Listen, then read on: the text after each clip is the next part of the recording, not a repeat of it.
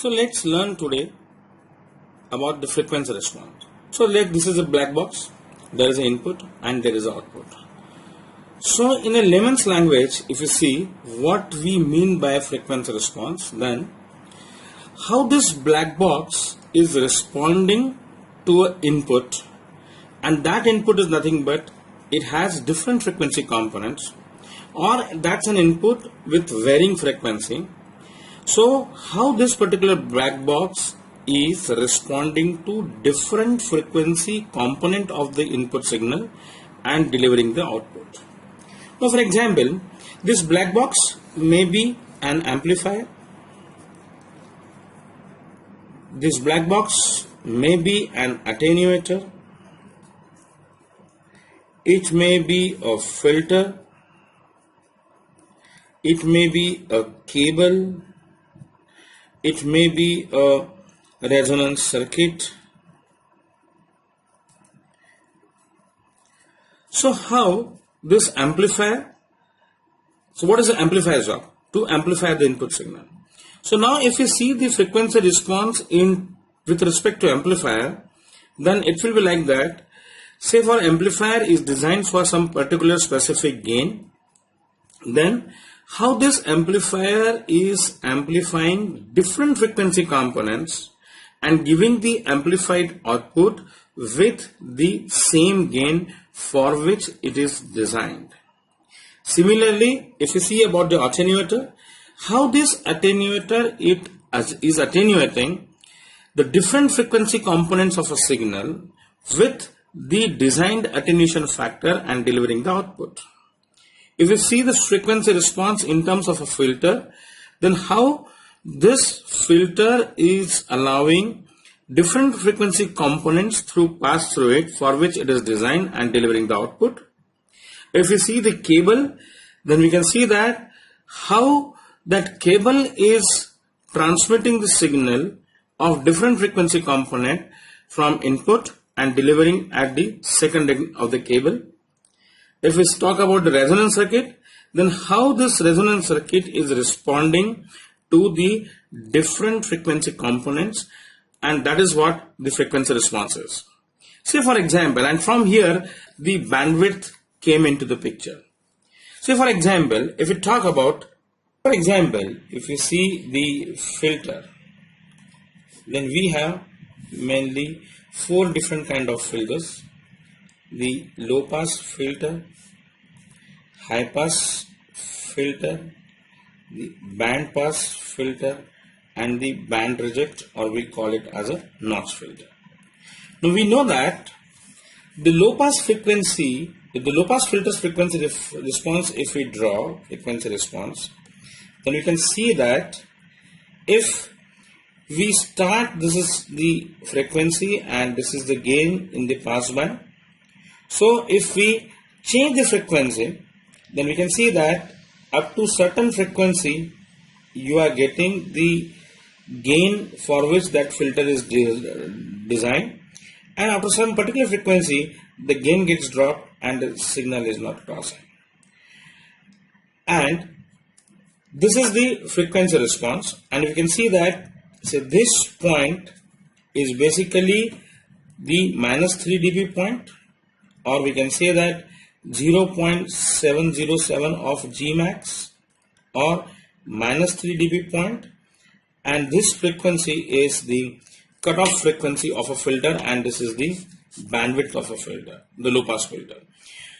So for different frequencies starting from DC and up to FC, this black box is giving the output with the desired gain of the passband gain, and after that particular frequency the output starts getting attenuated with increase in frequency. That means it is not responding same as what it has responded to the frequencies up to the cutoff frequencies, and this is how the low pass filter is working, and that is the frequency response of a low pass filter. If we see the high pass filter, then we can see that this is the frequency, this is gain, and then we can see that we are getting, so this is the high pass. If I draw, This is my minus 3 dB point. This is the FC, which is the cutoff frequency of a high pass filter, and this is how the passband of a high pass filter. If we talk about the band pass filter, then we can see that I'm getting this. So this is the frequency. This is my passband gain. So this is the gain, G max. At this, when I draw this is the 0.707 of G max or minus 3 dB point, and now it cuts on both the slope of the curve. So this is my FC1, this is my FC2. FC2 is upper cutoff, FC1 is lower cutoff, and this is my bandwidth of a band pass filter. So this is how we get a band pass filter. Now, how to test that? So basically, there is nothing. I am having a black box, which is a filter. You are giving an input, a sine wave from a function generator. You are observing an output on an oscilloscope. Keep the amplitude of this sine wave fixed. Say for example, I put it at 1 volt. So now V in you kept at 1 volt fixed. Start varying the frequency from 0 Hertz and measure the output.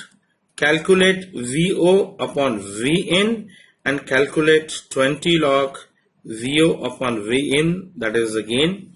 And when you will plot the graph, this is nothing but this is your gain. So when you will plot the graph frequency versus this, then we will get this curve. So that is what the frequency response of a filter. Next is the amplifier. So now this amplifier job is to increase the input level. So this is my V in, this is our V output, and so for example its gain is 10 or something like that. So it has some gain. So if I am giving 1 volt and it is giving me 10 volt, of course it will never cross the VCC. So it's not like that I am giving 1 volt and say my VCC is 12 volt and if gain is 100, so I am going to get 100 volts. No, not at all. This amplifier will saturate because my VCC is 12 volts. Now, how this amplifier will be amplifying with a gain of 10 for different frequency components. So that for example 1 kilohertz 1 volt I am getting say 10 volt output. If I am connecting the 1 volt 2 kilohertz output, I am getting same the 10 volts output. Again I am connecting 1 volt with 3 kilohertz, I am getting again the 10 volts as an output. So that means how different frequency components it is amplifying. So the job of the amplifier is he should amplify all frequency components equally, but practically it doesn't happen. So practically what happens is, if you see that again this is a frequency, this is a gain, then we see that say for example typical RC coupled amplifiers frequency response. If we see the curve, we can see that this is nothing but this is the maximum gain which I am getting for the amplifier, and if I draw the minus 3 dB points, so this is a minus 3 dB or 0.707 of G max, and then if I draw these two lines, so then this is nothing but it is a FC lower, this is FC upper, which is upper cutoff frequency, and this is the bandwidth of my amplifier. So from FC upper and FCL, so these are the different frequencies for which amplifier ideally amplifies all frequency component which lies between FCL and FC upper with the equal gain, and this is how the frequency response of an amplifier. Now if you see an attenuator, the attenuator is exactly reverse of amplifier. How equally the attenuator attenuates the signal for different frequency components. So for example, if I'm having a let's see over here. So say for example, this is an attenuator. This is my V in, this is my V output. Now V output will be always less in terms of gain. Say for example, I have designed a attenuator which attenuates the signal by 20 dB. That means I have designed, say for example, we have designed this attenuator for 20 dB attenuation. So for example, we are giving 1 volt. So 20 dB attenuation means 10 times down. So I will be getting the 0.14 output. Now again we have to see that if I am giving a 1 kilohertz 1 volt output, I should get 0.1 volt. If I am giving 1 volt 2 kilohertz input, I should get 0.1 volt. If I am giving 1 volt with 3 kilohertz, I should get 0.1 volt. So we have to see that how this attenuator is attenuating different frequency components with a 20 dB designed attenuation factor. There is a possibility that below some particular frequency and some higher frequency, it may not attenuate by 20 dB factor, and that is the frequency response of an attenuator. Then there is a possibility that there is a coaxial cable. So say for example, this is a coaxial cable. This is the input point of my coaxial cable, and this is the output point of a coaxial cable. We are giving the signal at here. So this is the V in with different frequency components, and this is the V output what we are measuring. Now we all know that due to the parasitic elements of the coaxial cable, with the length of the cable, there is an inductance associated with it, there is a capacitance associated with it, there is a resistance associated with it, and these parasitic elements, inductance and capacitance, varies their value with the frequency. So ideally, whatever the frequency I am giving, say I am giving 1 kilohertz 1 volt, I should get 1 kilohertz 1 volt here. If I am giving 1 volt 2 kilohertz, I should get 1 volt 2 kilohertz. If I am giving 3 volts 1 volt 3 kilohertz, I should get 1 volt 3 kilohertz. Frequency response, and then this is frequency, this is the say normal gain. So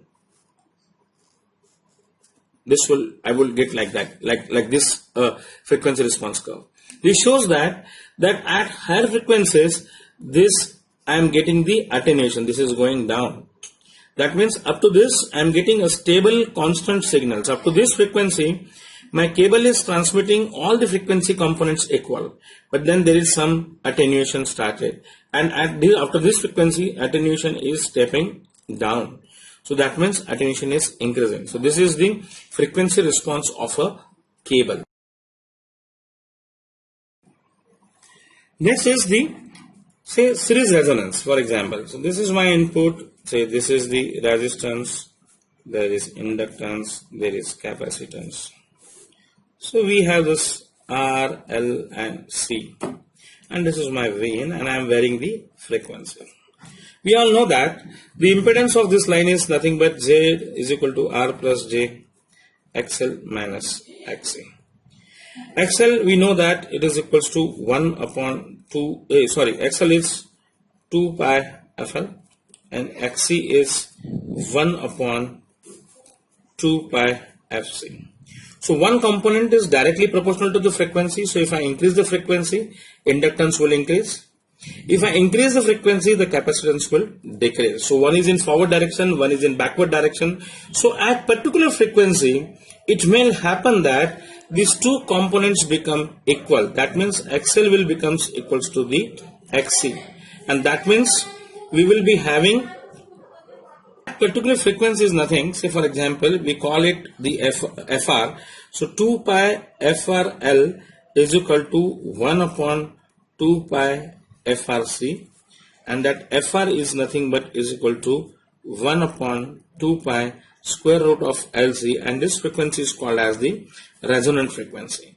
You can see that when this XL becomes is equal to XC, that means this Z becomes equals to the resistance, because this XL minus XC both are same, so this will become the, this factor, especially this factor will become the 0, and this Z will become as a resistive circuit. So circuit will behave as a purely resistive circuit, and if then I draw the frequency response, so for example, if I draw a frequency response, this is frequency, then I will get a curve like this. At this particular frequency, where the circuit behaves as a resistive, at this point, the current into the circuit is nothing but it is equals to V is equal to I equals to the V by R. At all other frequencies, I will be equals to V by Z. So this is at FR. But apart from FR, it will be V by Z, which will be more than resistance. So at resonance frequency, the current will be maximum. So I will be having I will be the maximum into the circuit. And if I draw on both the sides of the frequency, the current is going down, So this is, say for example, 0.707 of Imax. And if we draw this two frequencies, say FL and F upper, so then the bandwidth of my resonance circuit will be F upper minus F lower. So this is the frequency response of a resonance circuit. So this is how we now understood that frequency response, in black box, it may be anything. It may be amplifier, it may be attenuator, it may be filter, it may be cable, it may be a resonance circuit. But we have to see that whatever the circuit inside this black box, and for that particular factor this circuit is designed, then we have to see that how that circuit responds to different frequency components. If it is an amplifier, then we have to see that how it amplifies equally well for the gain for which it is designed, equally the different frequency component. If it is an attenuator, we have to see that how this particular attenuator circuit, and whatever the factor of attenuation, it may be 20 dB, 40 dB, but yes, how it responds to different frequency components of the input signal, and how it equally attenuates different frequency components of the input signal. If it is a filter, then we have to see that how this filter will respond to different frequency components, that is the filter, similarly the cable, similarly the resonance circuit. So this is how we wonderfully understood that the frequency response, what you mean by the frequency response. I hope you have understood it.